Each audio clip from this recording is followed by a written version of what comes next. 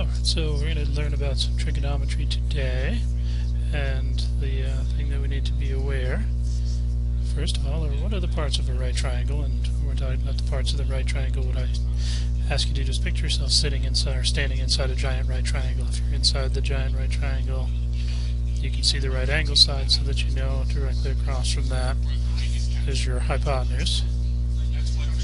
Okay, the side that you're standing on, the side that you can touch, is your adjacent side. Just try spelling that correctly.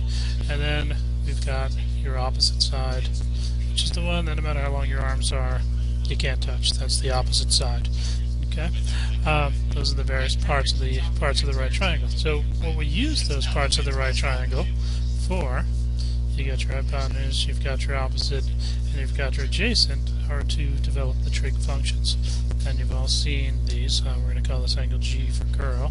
So the sine of G is the ratio of the opposite to the hypotenuse. The cosine of G is the ratio of the adjacent side to the hypotenuse.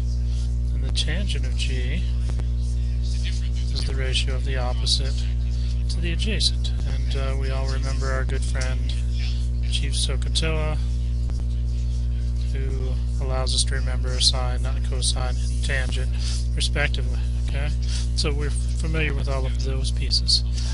The other piece, things that you may not be aware of, is that there are reciprocal trig functions. Okay, so there's a function that we've got the sine, we've got the cosine, and we've got the tangent.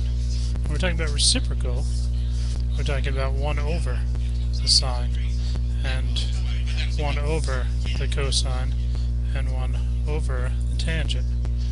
And so those have a name. The reciprocal of the sine is the cosecant. The reciprocal of the I'm going to spell that out. I should. I'm rushing. The cosecant, the secant, and the cotangent. Okay. And so, since the sine is the opposite over the hypotenuse, the cosecant is the ratio of the hypotenuse to the opposite.